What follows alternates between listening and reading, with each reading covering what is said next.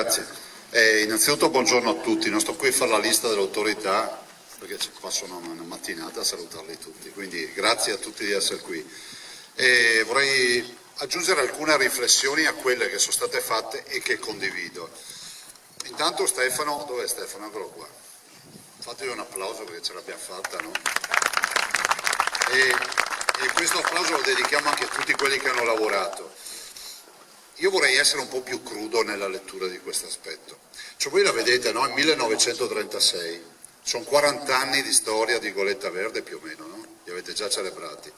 Ecco, possiamo dirlo fino in fondo, che 40 anni fa quella lì era la nave Corsara.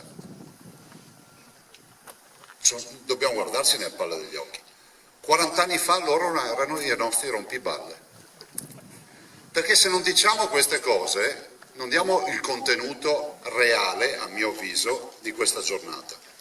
40 anni fa il sentimento della sostenibilità e del rispetto dell'ambiente non era un prerequisito.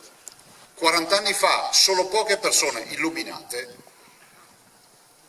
hanno iniziato a parlare di ambiente. Io non sono iscritto a Lega Ambiente, però è giusto dire quello che è. Cioè che questo sentimento, che oggi è un prerequisito, perché se voi andate a dire a un ragazzo, a uno dei nostri ragazzi, ma sai questa produzione è sostenibile, è green, si mette a sorridere e vi dice ma è un prerequisito, non serve neanche che tu me lo dica, anzi siamo molto più avanti rispetto a molti temi del rispetto dell'ambiente.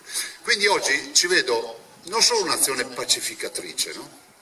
Ma ci vedo anche un'occasione per ringraziare tutto quello che rappresenta Goletta Verde, perché se il Veneto oggi è quello che è anche grazie agli stimoli che voi avete portato, diciamolo fino in fondo. 40 anni fa avevamo ancora i cani legati a catena.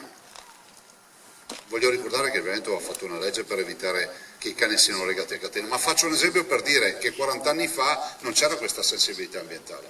E loro con questa nave Corsara comunque ci hanno aiutato in un percorso, a volte anche tonico, di discussione, ma che ci ha aiutato a crescere. Non è un caso che oggi noi si sia la prima regione turistica d'Italia, 73 milioni di presenze turistiche, siamo in un'area UNESCO, quindi riserva MAB UNESCO, stiamo parlando della più grande industria in Veneto che fa 18 miliardi di fatturato e stiamo parlando anche del fatto che quando noi sentiamo parlare di Goletta Verde negli ultimi anni, forse da più di qualche decennio, ma non da quei 40 anni fa, non ci preoccupiamo del fatto di pensare di ritrovarci bandiere o robe strane che non vanno bene nei nostri territori. Vi ricordo solo che 32 milioni di turisti varcano le nostre spiagge ogni anno e il 66% di questi turisti sono stranieri.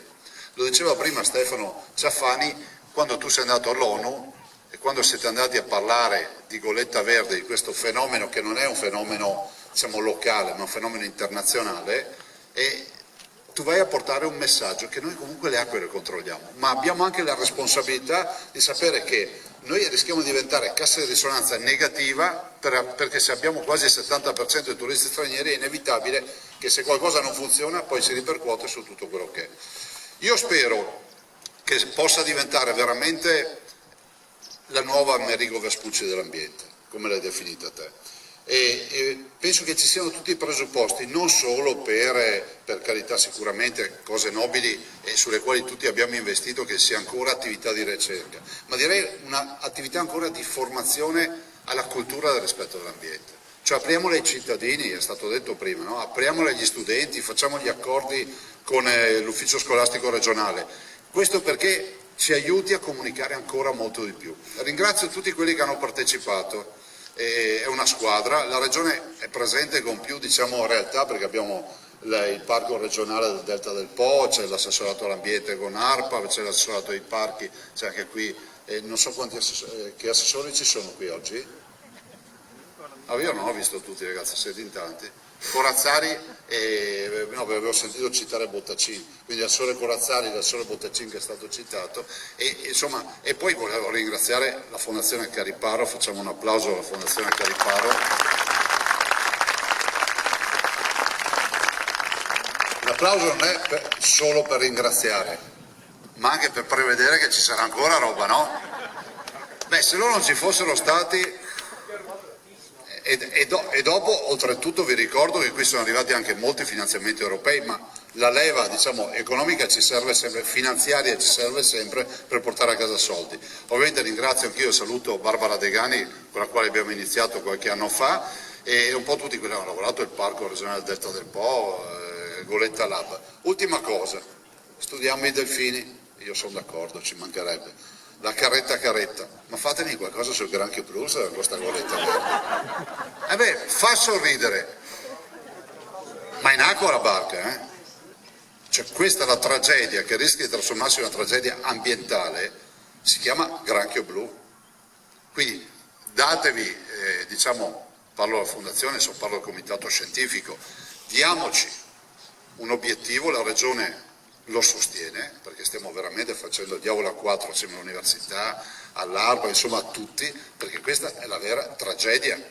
Il Veneto produce il 40% delle vongole veraci nazionali, sono 52.000 quintali, e questo se le sta pappando tutte a tavolino, e così vale per i 20.000 quintali di cozze e molto altro ancora. Questo non è solo un danno economico, non è solo un danno identitario, ma un grosso danno ambientale, perché questa è una specie aliena che conosce solo un antagonista, il granchio blu, cioè il cannibalismo. Vi ricordo che una femmina fa dai 7 agli 8 milioni di uova, quindi immaginate che crescita esponenziale sta avendo.